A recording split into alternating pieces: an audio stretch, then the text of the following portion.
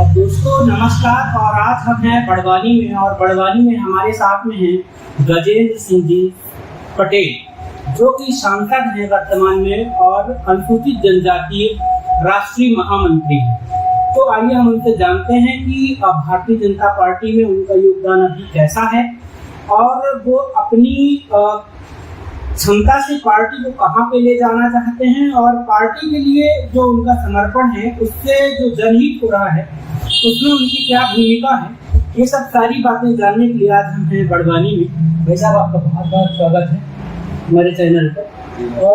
और सबसे पहला और सीधा सवाल जो है आपसे यही है कि ये जो अभी खरगोन में जो घटना हुई उसको आप किस तरीके से देखते हैं?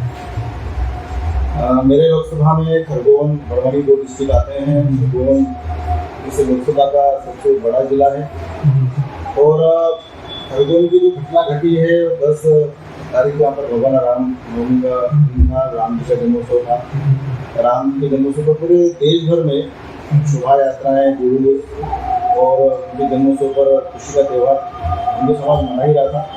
विगत कई वर्षों से खरगोन में भी हिंदू समाज को परंपरागत रूप से शोभा यात्रा निकालकर, जुलूस के रूप में निकालकर उसका खुशी वर्धन भी करता है, भी लगाता है और खरगोन की जनता भी उस प्रकार से शामिल होती है। उसके पहले शांति समिति की बैठक होती है, सब त्योहारों को लेकर शांति समिति की बैठक भी की गई। हिंदू पक्ष हो, मुस्लिम पक्ष हो, सबसे सभी त्योहारों को सौहार्दपूर्ण मनाने की बात भी हुई। परंतु जैसे ही शोभा यात्रा निकली और कुछ कदम आगे बढ़ती है और एकदम से अचानक सैकड़ों की तादाद में पत्थरबाजी होती है। कई लोग घायल होते हैं, कई लोगों को चोट लगती है, कई लोग बचते भी हैं और एक पक्ष मुस्लिम पक्ष के कई युवा लोग पत्थरबाजी करते हैं। इससे वहाँ के हिंदू समुदाय के लोग होते हैं। इसमें पुलिस प्रशासन भी बचाव तो जरूर करता है। आने के बाद में थोड़ा संघर्ष भी हुआ तो उसमें आपने देखा है कि पत्थर के साथ में हमारे उनको भी गाँव में गोली लग गई। ये भी एक बड़ी अच्छी की बात है कि पथराव होना भी गोली लगा। फिर उसके तुरंत बाद घटना संजय नगर में घटती। संजय नगर में हिंदू घर चिन्हित है, हिंदू घरों में जाकर पत्थरबाजी करते हैं, उनको मारते हैं, पीटते हैं, उनके घरों का सामान तोड़फोड़ करते हैं। कई घरों के सामान में बाहर निकालकर भूमि के सामान को जला दिया गया। कई लोगों के, कई भाई और बहनों के साथ में उन्होंने मारपीट करी, पत्थरों से मारा, घायल भी किया। और कई घर ऐसे जो किसी मंजिला है वो अगर हम भावसार मोहल्ले की बात करें, हम अगर सलाखों बाजार की बात करें तो पेट्रोल पंप वहाँ पर फेंकेगा, पेट्रोल के माध्यम से भी घरों को जलाएगा। निश्चित तौर पर मोटरसाइकिलें भी काफ़ी सैकड़ों की संख्या में चली है, बड़ी गाड़ियाँ भी चली है। एक तरफा भी प्लानिंग यहाँ पर भावसार मोहल्ला हो गया, किसवाड़ी हो गया, आपका आनंद नगर हो गया, जैसे कई इलाके 13 स्थानों पर एक साथ बड़े तरीकों से हमले किए गए।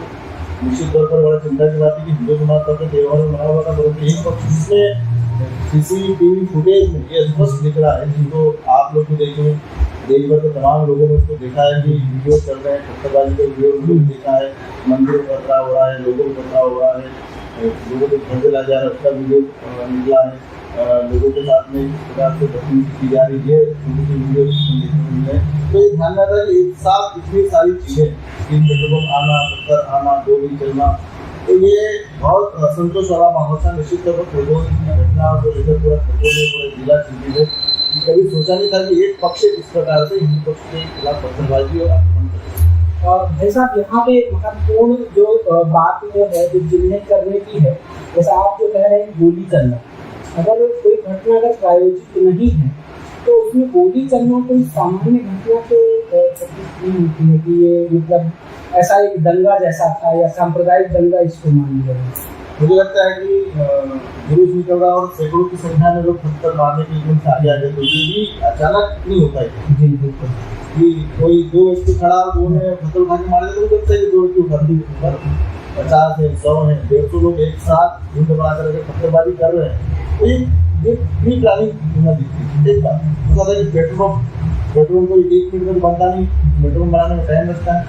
पेट्रोल पंप देखे गए, लोगों के घर से लाके हमने वीडियो में देखा, वीडियो देखे पेट्रोल पंप, तो ये पेट्रोल पंप भी एक षड्यंत्र है। पेट्रोल तत्काल नहीं बनता, फिर लोगों की एकदम से भीड़ इकट्ठी हो जाना, अचानक भीड़ इकट्ठी नहीं होती। फिर 10 वाले की तरफ से लोग आ रहे हैं, पत्थर उठा के ला रहे हैं, पेट्रोल ला रहे हैं। फिर एक हमने मस्जिद के पास में आपने देखा होगा कि फोटो वायरल हुआ जिसके एक एंगल बना हुआ है, आप लोगों ने देखा होगा गोफन से बड़े रूप में सबसे देख रहे हैं। गोफन तत्काल तो बन नहीं सकती, बनने में टाइम भी लगा, प्लानिंग हुई भी गवर्नमेंट कैसे करना है ये भी लोगों ने वहाँ बताया। मतलब आप लोगों की बातें आप सुनेंगे तो मुझे लगता है कि एक भयानक स्थिति हमारे सामने खबरों की खड़ी है। लोगों का दर्द है जो लोगों के साथ में हुआ है, महिलाओं से पूछो, भाइयों से पूछो, पड़ोस में रहने वाला बोलता है कि नहीं आप सुरक्षित रहेंगे, आपको कुछ नहीं होगा, और वही दूसरे दिन उसके साथ मारा पीटी कर रहा है, उसको पीट रहा है, घर जला रहा है। लोगों के दर्द की कहानियाँ सुनी है, उनको आगे खाना खाता है, जैसे कई इनके मुस्लिम भाइयों को भाई बनाया हुआ आकर उनके साथ मारा पीटी कर रहे हैं। जैसे कई दर्द की कहानियाँ हिंदू परिवारों की, मुझे लगता है कि ये सब देखने का जैसा कि जो आपके बारे में जो लोग जानते हैं वो ये भी जानते हैं कि आप संघ के प्रतिवर्ष दीक्षित कार्यकर्ता हैं, और एक दृष्टि होती है जो समाज को देखने की होती है। तो मुझे लगता है कि जो संघ से परिवार से जुड़ा हुआ है उसकी एक विस्तृत दृष्टि हो जाती है समाज को देखने की। तो ये जो आप देख रहे हैं, तो क्या इसमें आपको लगता है कि कोई आतंकवादी संगठनों का भी हाथ हो सकता है? क्योंकि गोली चलाना कोई सामान्य घटना नहीं है, वो भी एसपी को गोली लग जाए, मतलब एक लॉ एंड ऑर्डर पे भी सवाल है कि इतनी बड़ी घटना हो जाए। निश्चित तौर पर घटना की जो भी है बड़ी दुखद घटना है। इसमें जो चीज हुई है के इतिहास में ऐसा कभी नहीं हुआ। इसके पहले आज से 40 साल पहले रामलीला रेस्क्यू था, उसको भी गोली चली थी, आज भी गोली लगी, उसको भयानक दोष हुआ था, काफी लोग उसमें मार काट भी हुई। और अब जो ध्यान में आता है उसमें बात जरूर है कि ऐसे कई लोग पकड़ाए हैं। पिछली बार 3 दिन पहले जब होटल में सब चीज की गई वहाँ पर तालाब से, तो वहाँ पर भी 20 से 25 लोग जो है वो बाहरी लोग पाए गए, यहाँ पर क्यों आए थे, खाई के लिए आए थे, वो भी ध्यान में आता है। तो कई बाहरी लोगों की शिकायतें आज भी आ रही है, तो सर्च भी कोई नहीं कर रहा है। रही बात कल PFI संगठन के 4 कार्यकर्ता पकड़ाए गए, उनकी गाड़ियाँ पकड़ाई गई थी, उनको स्टेशन में ही जो यहाँ पर आए थे उससे भी छानबीन चल रही थी। ये एक बहुत बड़ा सुनियोजित तरीके से काम किया गया। निश्चित तौर पर खरगोन में अशांति पहले इस तरह का संदेश इस पूरी घटनाक्रम को देखने को मिलता है। और मुझे लगता है कि लोग जो वीडियोस, फोटोज, बयान, जिनकी दर्दनाक कहानियाँ हैं, जो लोग वहाँ रहते हैं, उनकी अगर सब चीज़ें अगर देखी जाए तो मुझे लगता है कि निश्चित तौर पर एक बहुत बड़ी घटना और इससे बड़ी घटना घट सकती है। ये घटना भी बहुत बड़ी घटी है, लोगों का दर्द है। महिलाओं से पूछूँ मैंने किस तरह से उनका मन बहरा हुआ है। आज खसखसवाड़ी के पास में हिंदू समाज से बात करें तो उनको लगता है कि हम कहाँ पहुँच गए। हम बहुत सारे मोहल्ले में हम जाके देखें तो हमारे हिंदू समाज के लोग पलायन करने की स्थिति में, कई लोग पलायन कर चुके हैं संजय नगर से। कई लोगों के घर 1 नहीं 2 नहीं 3 बार जल चुके हैं इसी घटना को लेकर। हर बार टारगेट मुस्लिम समुदाय के युवा लोग, समुदाय के परिवार के लोगों को जलाते हैं, हिंदी के बर्तन जलाते हैं, हिंदी के कपड़े जलाते हैं। हर सालों में ये घटना हुई। जैसे कई हिंदू परिवारों को बयान है, दर्द की कहानी हम बयान नहीं कर सकते, इतना दर्द है इस घटना को लेकर हमारे मन में। ये एक सीधा सा सवाल मैं आपसे ये पूछना चाहूँगा भाई साहब कि जो ये घटनाक्रम है, ये घटनाक्रम हुआ, ठीक है, सरकार का अपना एक अलग एंगल होगा, आपका एक राजनीतिक अलग एंगल होगा, लेकिन एक सामान्य व्यक्ति की तरह जब हम चीज़ों को देखते हैं तो वहाँ पे जो चीज़ें परिदृश्य में जो दिखता है वो ये है कि जो हिंदुओं का पलायन है वो सबसे महत्वपूर्ण विषय वहाँ पे प्रतिबिंबित है। तो क्या उस पर कोई ठोस कदम उठाया जा रहा है? जैसा कि अभी आप एक किसी राष्ट्रीय चैनल पे भी कह रहे थे, अभी भी आप कह रहे हैं कि वहाँ पे पलायन हुआ, तो ये पलायन कब रुकेगा, ये बड़ा सवाल खड़ा करता है जिम्मेदार सरकार। मुझे लगता है कि पूरा देश एक शांति का टापू है और भारत की भी संस्कृति रही है कि हम सर्व समाज सर्व हिताय की बात करते हैं, सभी समाजों के हित की बात करते हैं। और संत सनातन धर्म भी इसी दिशा में काम करता है और हम चाहते हैं कि हिंदू हो, मुस्लिम हो, सिख हो, बौद्ध हो, किसी धर्म का अपनी रीति रिवाज परंपरा के अनुसार वो अपना काम करें। तो इसलिए मैं ये चाहता हूँ कि सभी को स्वतंत्रता है। मुसलमान भी अपना ईद और रमजान का त्यौहार मनाता है, तो कोई हिंदू समाज के लोग नहीं, और जो अपना धर्म मनाता है, अपने रीति रिवाज मनाता है, सिख है, ईसाई है, सभी को अपने अपने स्वतंत्रता है, तो अपने अपने कोशिशें रैलियाँ वो सब मनाते हैं। और कोई भी इस पर कोई आपत्ति नहीं करता, क्योंकि भारत के संविधान में सब चीज दी है, भारत के संविधान में हम सभी पालन करते हैं। परंतु जिस प्रकार से ये घटनाएं घट रही है, उस घटना में एक हिंदू पक्ष के लोगों को पत्थर मारना और उनको फिकर करना, उनके घर को जला देना, मारपीट करना, ये कहाँ का न्याय है। और इससे उपजता है असंतोष और पलायन।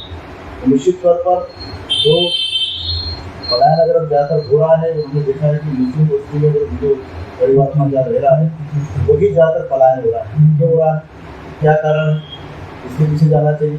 हमने देखा है कि पाकिस्तान में दूसरे माहौलिया देश है, वहाँ पर कई हिंदू परिवार हैं जो पलायन होकर भारत आ रहे हैं। क्या कारण है कि ईद में बहुत संख्या होने के बाद में हिंदू परिवार वहाँ से आ रहा है। कई दुनिया के कई देश ऐसे हैं जहाँ पर इस प्रकार के अल्पसंख्यक समुदाय या फिर हिंदू समाज है, उनके पलायन उनको मजबूर होना पड़ रहा है। ये कहेंगे उनको मजबूरी कर रहे हैं और अपने मकान देश जैसी खरगोन में भी कई लोगों की पलायन की स्थिति खड़ी हो गई, क्योंकि डर गया है, पूरा परिवार डर गया। आपने वीडियो देखी है? जी सर, जो ये मुद्दे हैं इन्हीं को लेकर मैं आज आपके पास में आया हूँ।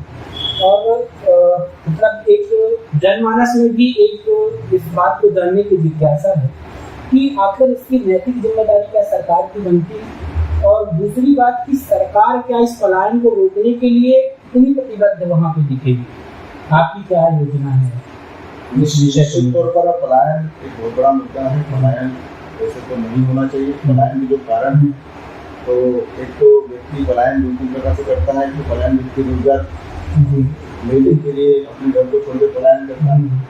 दूसरा इस प्रकार की वहाँ पर अगर वो सुखी नहीं है तो कोई कष्ट है तो पलायन करता है। और इस प्रकार से आतंकी दंगों के कारण भी व्यक्ति वहाँ पर सुरक्षित नहीं है, तो अपने परिवार की सुरक्षा की दृष्टि को देखते हुए अन्य जगह उसको सुरक्षा मिले तो इस प्रकार से पलायन करता है। वैसे अगर हम ये कहें इसको, ये पलायन नहीं, एक सताया हुआ षड्यंत्र है। षड्यंत्र के तहत उनको जाना पड़ रहा है। किसी के घर में आप आग लगा दोगे वो कैसे रह पाएगा?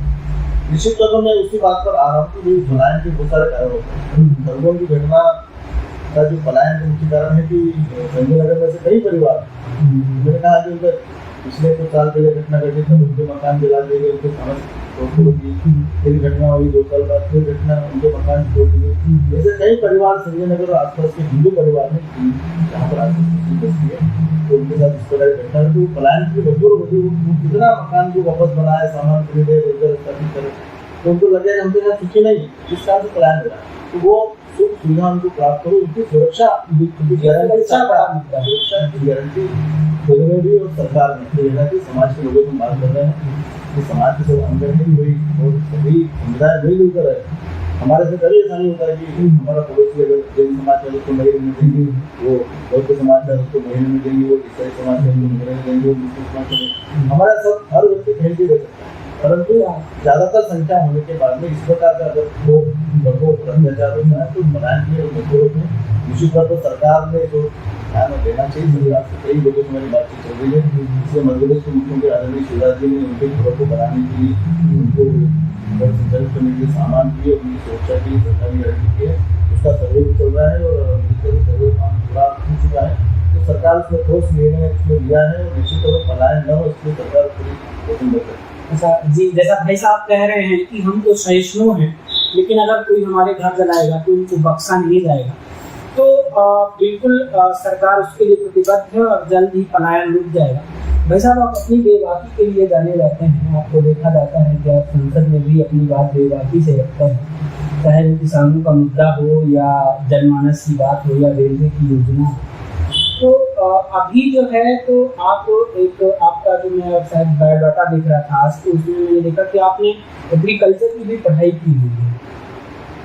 तो उसके लिए आप इस जो क्षेत्र है जिसको आप कहते हैं कि वाइट गोल्ड है ये, तो इसके लिए आपकी क्या योजना है इस क्षेत्र के लिए कि आप इसको कैसे और आगे लेके जाए? निश्चित तौर पर खरगोन बड़वानी क्षेत्र में सबसे ज़्यादा हमारे उत्पादन होता है, व्यापार होता है, और सभी प्रकार ये उच्च क्वालिटी से लेकर निम्न क्वालिटी तक उत्पादित होता है। बहुत सारी चीज़ों का डिमांड है हमारे यहाँ। खरगोन है, सहवा है, कई काटन की यहाँ पर फैक्ट्रियाँ हैं, ऐसे धागा बनने के लिए यहाँ पर बाहर सप्लाई किया जाता है। तो यहाँ पर रोजगार के अवसर अनेक हैं, इसलिए यहाँ पर खरगोन जिले में उद्योग क्षेत्र को चिन्हित किए गए हैं, बड़वानी में किए गए हैं।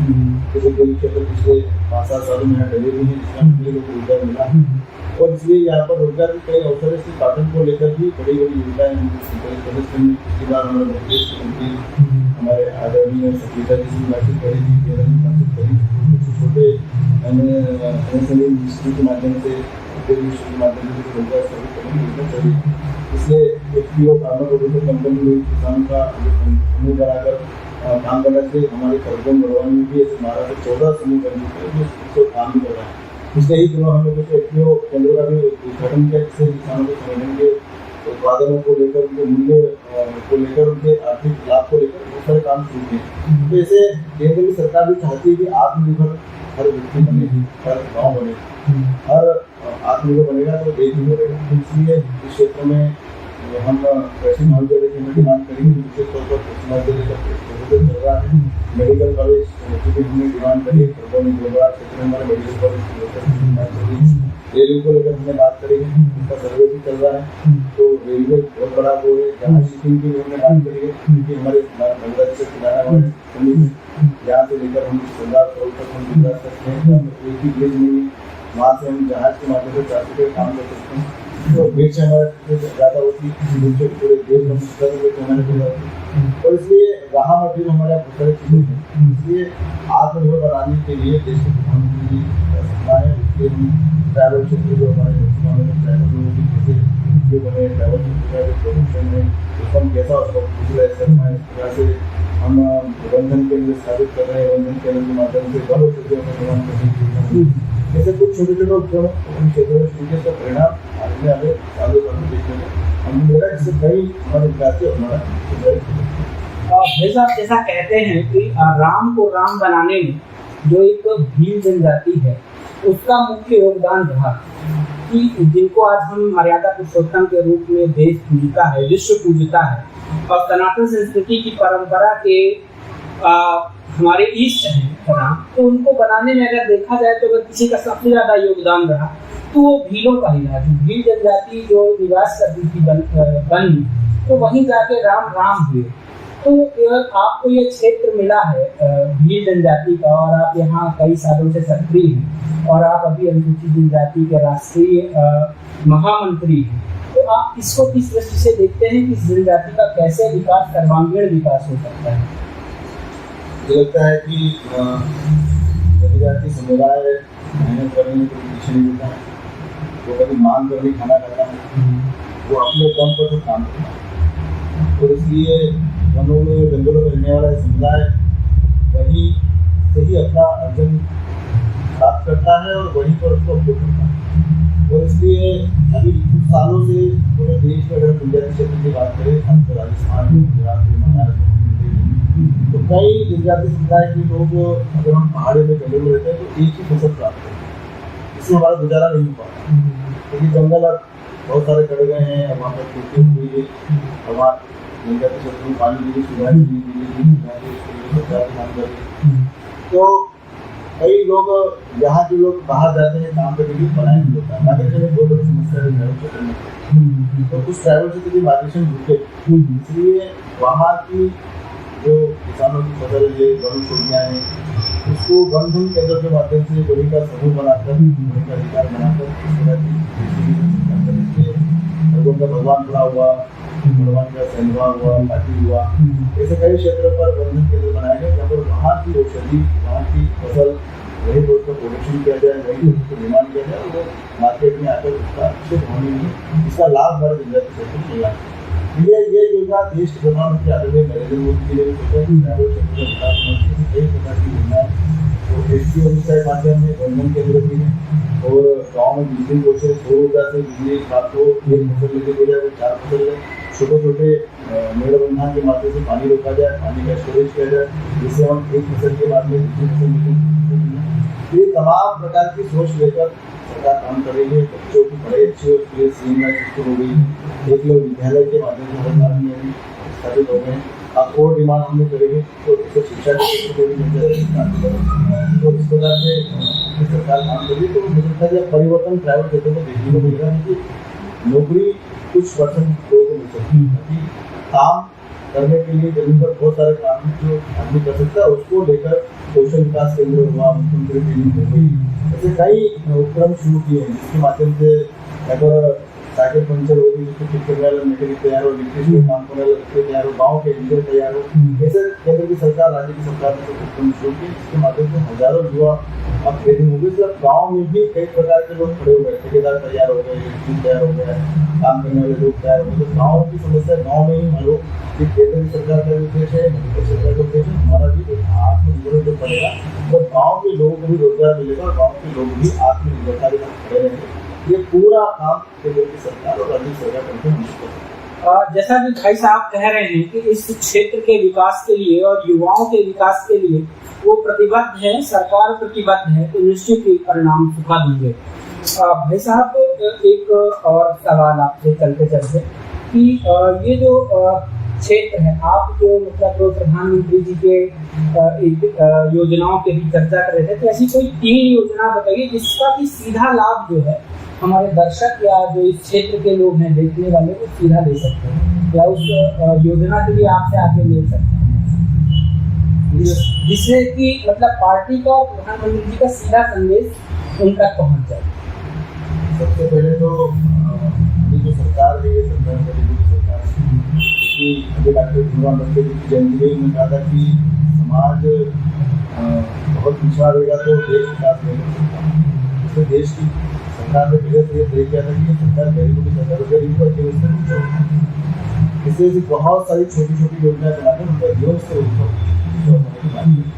अब आप कल्पना नहीं कर सकती, प्रधानमंत्री आवास योजना एक ऐसी महत्वपूर्ण योजना देश में जहाँ पर जिनको रहने के लिए छत नहीं है, दीवारें नहीं है, टूटा फूटा घर है, वो उनका सपना हुआ करता था कि हम कब 2 लाख 3 लाख कमाएंगे, जिसमें एक कमरा बना सकते हैं। इतनी महत्वपूर्ण योजना जब शहरों में रहने वाला गरीब, तो ग्रामीण में रहने वाला जो गरीब है, उसका सपना हुआ करता है। उसको प्रधानमंत्री आवास योजना, गाँव में मिलने वाला 1,48,000 और शहर में मिलने वाला 2.5 लाख, उससे उसका एक कमरा बाकी सब उसका लग रहा है कि आज मैं भी मेरे सपनों के घरों में रह सकता हूँ। महत्वपूर्ण योजना और एक नहीं, लाखों करोड़ों, 8 करोड़ से भी ज्यादा देश में प्रधानमंत्री आवास के मकान बन चुके हैं और अभी और देश में शुरू हो गए। तो एक महत्वपूर्ण योजना ये। अब दूसरा महत्वपूर्ण योजना है कि आदमी सबसे ज्यादा कर्जदार होता है बीमारी में, और आदमी जब हॉस्पिटल जाता है तो हॉस्पिटल में जाने का पैसे की कोई सीमा नहीं है, 1 रुपये से लेकर करोड़ और रुपये तक खर्च इलाज में होता है। इससे गरीब कहाँ से लाएगा? लेकिन कर्जदार जब होता है, जब कोई इलाज कराना है, शिक्षा लेना हो, तो कर्ज लेता है कि मुझे अच्छा इलाज कराना है, तो इलाज जब लेने की पैसा इकट्ठा करके कर्जदार हो जाता है। जैसे कई गरीब लोग हैं जिनका आयुष्मान कार्ड का निर्माण किया गया है और इस देश में 15 करोड़ से भी ज्यादा आयुष्मान कार्ड मिल चुके हैं। 2.5 करोड़ लोगों को इसका लाभ मिल चुका है। एक आयुष्मान कार्ड पर 5 लाख रुपये तक का ऑपरेशन निःशुल्क प्रधानमंत्री जी कर रहा है। निश्चित रूप से 2 महत्वपूर्ण योजना अभी देश में हमको ध्यान में है। तीसरा महत्वपूर्ण योजना की गरीबों की योजना है। हर व्यक्ति बीमा अपना कराता है, किसी व्यक्ति हेल्थ का बीमा कराता है, कंपनी का बीमा कराता है।